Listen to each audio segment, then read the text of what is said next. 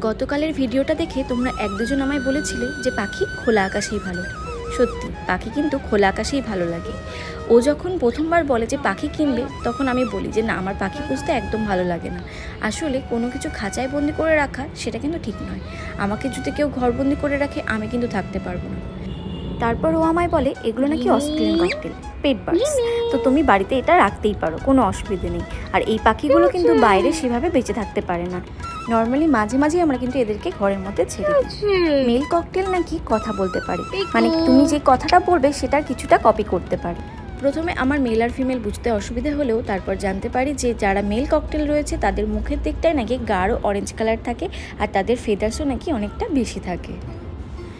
ডেলিভারির পর আমার কিন্তু ডেইলি রুটিনটা অনেকটাই চেঞ্জ হয়েছে। নিজের জন্য যেমন সময় বের করছি, ঠিক তেমনি পুতুলকে সময় মতো সবটা করাতে হচ্ছে। পুতুলের যখন 15 দিন বয়স, তখন থেকেই আমি ওর সবটা দায়িত্ব নিই।